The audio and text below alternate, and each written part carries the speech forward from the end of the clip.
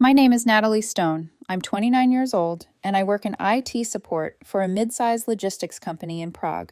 My life runs on structure, office hours, occasional late tickets, quiet evenings where I decompress with podcasts or long walks along the river. I like knowing what my days look like before they happen. It keeps things stable, predictable. That's how I've always handled everything, including my relationship with Daniel Hayes. Daniel is 27, creative, expressive, the kind of man who can walk into a room and immediately shift the energy without trying too hard. People notice him. They like him. I did too. We met 2 years ago through mutual friends. For the last 8 months, we've been living together in a small apartment in Vinosh. Rent split. Groceries mostly on me because I cook more. Nothing complicated. On paper, everything made sense. Daniel has always been outspoken. That was one of the things that drew me in at the beginning. He says what he thinks. No filter, no hesitation. And he treats social media like an extension of that. Twitter, Instagram, everything. At first, I saw it as confidence. Now, I see it differently. His ex-girlfriend, Lena, has always been somewhere in the background. They were together for almost 4 years before Daniel and I met. According to him, the breakup was mutual. They stayed in touch because of shared friends and overlapping social circles. I never liked it, but I also never tried to control who he talked to. I have one rule in relationships. If something bothers me, I say it once. Clearly. Then we deal with it. Early on, I told him I wasn't comfortable with one-on-one hangouts with exes. He told me I had nothing to worry about. And for a while, I believed him. Last week was supposed to be our second anniversary. Nothing extravagant. Just dinner at a small place near Old Town that I know he likes.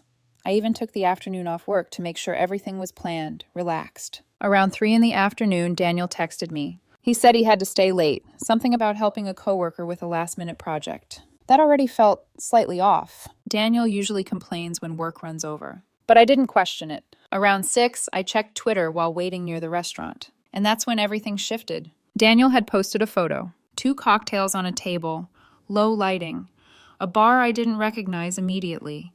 But the drink on the right, I knew that one. It's the exact cocktail Lena always orders. Across from him, no, not across. Next to him, Lena, close enough that their shoulders were touching. Both of them smiling like there was absolutely nothing strange about it. The caption said, "I don't owe anyone an explanation. Real men don't ask permission." I stared at the screen for a few seconds longer than I probably should have. Because at first, I thought I misunderstood what I was looking at, but I didn't. The tweet had only been up for about 10 minutes. Already people were liking it, commenting. King behavior. Live your life. Don't let anyone control you. Meanwhile, I was standing outside a restaurant where I had just checked in for our anniversary reservation. Daniel knew what tonight was. We talked about it earlier that week. He even asked what time we should leave the apartment. So this wasn't confusion. It was deliberate. I didn't call him. I didn't text. I sat down on a bench across the street and just thought. There are a lot of ways people react to something like that. Most of them involve emotion, confrontation, demanding explanations. I've learned those rarely help. 5 minutes later, he posted again. No photo this time, just text. People get way too sensitive about who someone spends time with. Insecure partners are the biggest red flag. That one got even more attention. Replies came in fast. Agreement, support, reinforcement. All of it happening while I was still sitting there, alone, waiting for a dinner that wasn't going to happen. That was the moment the confusion disappeared, and something else replaced it. Clarity. Daniel wasn't just out with his ex. He was performing it. Every post, every caption, every word. It wasn't about Lena. It was about making a statement. And I was part of the audience he expected to stay quiet. I sat there for a few more minutes, watching the replies stack up. Not once did he message me. Not once did he acknowledge we had plans. Eventually, the host came outside and asked if I was still keeping the reservation. I told him no, apologized, and walked home. On the way back, I kept thinking about something Daniel said months ago during an argument. Strong men don't ask permission to live their lives. At the time, it felt like a throwaway line. Now, it felt like a pattern. By the time I reached our apartment, I had already decided how I was going to respond. And it wasn't going to be private. The walk back to the apartment took about 20 minutes. Normally, I would have headphones in, music, something steady to keep my thoughts from spiraling. That night, I didn't. I kept my phone in my hand the entire time, watching Daniel's Twitter like it was a live broadcast I hadn't agreed to be part of. He was still posting. About 10 minutes after the second tweet, a new one appeared. A short video this time. Him and Lena clinking glasses. The bar louder now. crowded, background voices blending into noise. Daniel smiling like he was having the best night of his life. Like nothing else existed outside that moment. The caption read, "Stop letting insecure people control your friendships." I watched the clip twice. Then I locked my phone. By that point, there was no ambiguity left. This wasn't a coincidence. It wasn't poor judgment. It wasn't even impulsive. It was intentional. And more importantly, it was curated. Every post was crafted for an audience, for reactions, for validation. And somehow, in that performance, I had been reduced to a concept. Insecure partner. The irony was almost clinical, because I had never checked his phone, never questioned where he went, never told him who he could or couldn't see. The only boundary I ever set, he already knew, and he crossed it publicly. By the time I reached the apartment building, his first tweet had already been retweeted multiple times. People were quoting it now, treating it like something inspirational. Know your worth. Don't be controlled. Freedom over everything. I unlocked the door and stepped inside. The apartment was quiet, exactly how I left it. The groceries I bought earlier were still sitting on the kitchen counter, ingredients for a dinner that was supposed to happen, a normal evening that had already stopped existing. I set my keys down, took off my jacket, and sat at the kitchen table. For a moment, I just stared at the counter. Then I picked up my phone again, scrolled back to his first tweet. "I don't owe anyone an explanation. Real men don't ask permission." I read it slowly this time, not reacting, not questioning, just processing. Then I opened my camera roll, scrolled, stopped. The photo I found was taken earlier that same afternoon, around 2 o'clock, back when everything still felt aligned. Daniel and I had been texting casually, talking about dinner. He even asked if the restaurant had good desserts because he wanted something chocolate. While that conversation was happening, I was somewhere else, a small jewelry store a few blocks from my office. I hadn't told him about it. For the past couple of months, I had been thinking about the next step. Not anything dramatic, no grand gestures, just something simple, quiet, something that made sense. The photo showed a ring sitting in an open box on a glass counter. Clean, minimal, exactly his style. I had taken the picture to send to my older sister later. She helped me narrow down the options. At the time, it felt like progress. Now it felt like contrast. I looked back at Daniel's tweet, then back at the photo. Two completely different versions of the same relationship, existing on the same day. I thought about calling him, just to hear what he would say. Something simple. "Are you serious right now?" But the more I thought about it, the more obvious something became. He didn't want a private conversation. If he did, none of this would be happening publicly. He wanted an audience. So I gave him one. I tapped the retweet button, added my own caption. 2 sentences. Neither do I. Then I attached the photo of the ring and posted it. For a few seconds, nothing happened. Then the notifications started. Likes first, then replies. People were coming directly from his tweet thread, trying to understand what they were looking at. Because if you saw both posts together, the timeline told a very specific story. Daniel, out with his ex on our anniversary, declaring independence, dismissing insecure partners. And then me, posting the ring I had been planning to give him. Without explanation. Some replies were confused. Others figured it out immediately. Those ones were sharp. Meanwhile, Daniel hadn't responded yet. I set my phone down on the table, looked around the apartment again, and something shifted. Not emotionally, structurally. The space felt different. Not empty, not broken, just clear. Daniel had already made his decision hours ago, when he chose to spend our anniversary with Lena, when he chose to turn it into a performance. All I did was respond to the information he gave me. I stood up, walked into the bedroom, opened the closet. His side was fuller than mine. Shirts, jackets, shoes. Small things scattered across shelves like they had always belonged there. I stood there for a moment, then reached up to the top shelf and pulled down the first empty suitcase. If Daniel wanted independence, he was going to have it, just not here. Packing his things didn't feel the way I expected it to. There was no anger, no shaking hands, no dramatic pauses, just process. I started with the closet. Daniel had more clothes than I did. Different jackets, carefully chosen outfits, things he wore when he wanted to be noticed. I folded each piece neatly and placed them into the suitcase. One by one. Precise. Controlled. From the kitchen, my phone kept vibrating against the table. Notifications stacking. Replies, mentions, tags. I ignored all of it. Moved to the dresser next. T-shirts, watches, small personal items he left scattered, like he was always mid-transition between one version of himself and another. Everything went into a second suitcase, then a gym bag, then a box. The entire time, one thought kept repeating quietly in the background. None of this was impulsive. What he did tonight was intentional.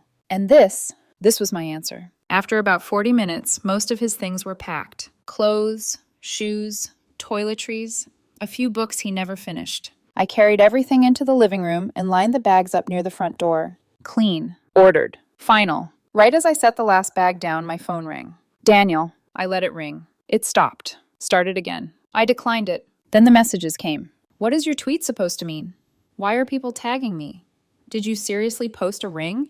I picked up the phone. Read them. Then placed it face down again. There was still one thing left to do. When Daniel moved in 8 months ago, I gave him a spare key. At the time, it made sense. Now, it didn't. I grabbed my jacket, stepped outside. The hardware store on the corner was still open.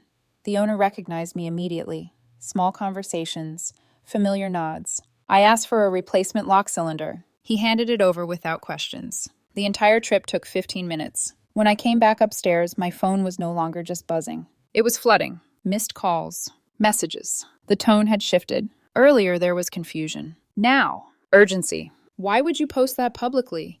People are asking if we broke up. Answer me. I'm leaving. I'm coming home. We need to talk. I didn't reply. I walked to the door, took out a screwdriver from the kitchen drawer, and replaced the lock. It took less than 5 minutes. I had done it once before when I first moved in. The new key sat cold in my palm when I finished. Daniel's copy. Useless now. After that, I opened the door again, dragged the suitcases into the hallway, stacked them neatly beside the wall. Anyone passing by would understand exactly what they were looking at. There was no ambiguity. I stepped back inside, closed the door, locked it, and waited. About 20 minutes later, my phone buzzed again. A message. I'm outside. My key isn't working. Then another. Did you change the lock?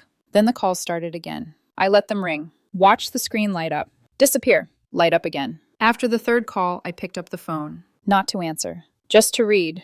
This isn't funny. What are you doing? I walked over to the door. Looked through the peephole. Daniel was standing there, still wearing the same jacket from the video he posted earlier. Phone in his hand. Typing fast. Pacing. Every few seconds, he would stop and refresh his screen. Another message came through. Why are my things outside? That's when I finally responded. Simple. Direct. The situation seems clear. You said you don't owe anyone an explanation. I'm respecting that. His reply came instantly. You're overreacting. It was just drinks with Lena. Just drinks. No apology. No acknowledgement. Just minimization. I looked through the peephole again. This time he wasn't pacing. He was still, reading something on his phone. Probably the replies. The timeline. The story unfolding in real time. Another message appeared. You're seriously ending this over one night? I typed my response. Carefully. The relationship ended when you chose to spend our anniversary with your ex and announce it publicly like it was a statement.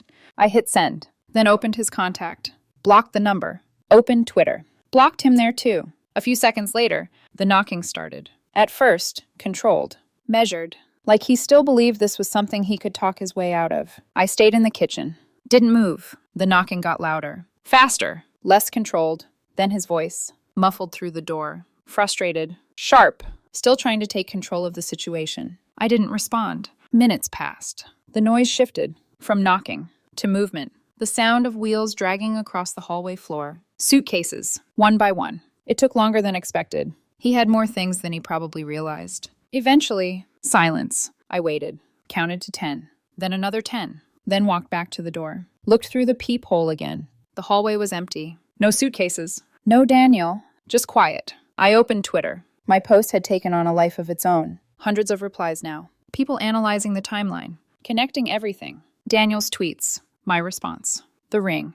The ending. I didn't add anything else. No explanation. No follow-up. He had already said enough. And so had I. I didn't sleep much that night. Not because I was overwhelmed, but because everything felt unusually still. Like a system that had been running in the background for a long time had finally shut off. No noise. No confusion. Just silence. The next morning, the apartment looked the same. Nothing out of place, except for the absence. His shoes weren't by the door. His jacket wasn't hanging on the chair. The small, forgettable details that usually go unnoticed were gone. I made coffee, sat at the same kitchen table, opened my phone. Notifications had slowed, but they hadn't stopped. My tweet was still circulating. People were quoting it now, reposting it with commentary. Some framed it as a lesson, others as entertainment. A few tried to guess what happened next. None of them knew anything beyond what they saw, and I wasn't interested in filling in the gaps. Around midday, a message came through. Not from Daniel, from a mutual friend. Hey, Daniel asked me to reach out. He wants to talk, says things got misunderstood. I stared at the message for a moment, then locked my phone. Didn't respond. A few hours later, another one came in. He said it was just drinks, that it didn't mean anything. He didn't think you'd react like that. That part almost made me smile. Not because it was funny, but because it was predictable. He didn't think I would react like that, because I never had before. I was always the one who stayed calm, who addressed things directly, who gave space for explanations. But that version of me required a certain level of respect in return. And once that was gone, so was the conversation. Later that evening, I stepped out for a walk. Same route I usually take, along the river. The city felt normal. People moving, talking, living their own lives. Completely disconnected from the small, very public collapse that had happened the night before. I passed a couple sitting on a bench, talking quietly, close enough that their shoulders touched. For a brief second, I thought about how ordinary that looked. How simple. Then I kept walking. When I got back home, there was one more message waiting. Same friend. He says he didn't mean for it to blow up like this. He regrets posting. He wants another chance. I read it once, then deleted the conversation. No reply. Because there was nothing left to clarify. Daniel didn't make a mistake. He made a decision. Several, actually. To go out with his ex on our anniversary. To lie about where he was. To post it publicly. To frame it as a statement. To dismiss any reaction as insecurity. None of that was accidental. And my response wasn't impulsive. It was simply aligned with the information he gave me. I walked into the bedroom, opened the closet. My side looked exactly the same. Neat, organized, unchanged. His side, empty, clean space where something used to be. I closed the door, turned off the light, and went back to the kitchen. For the first time in a while, everything felt consistent again. No contradictions, no mixed signals, just clarity. Sometimes the clearest answers don't come from conversations. They come from watching what someone is willing to do when they think they have an audience supporting them. Daniel wanted people to see his version of independence. I just made sure they saw the full picture. And after that, there was nothing left to say.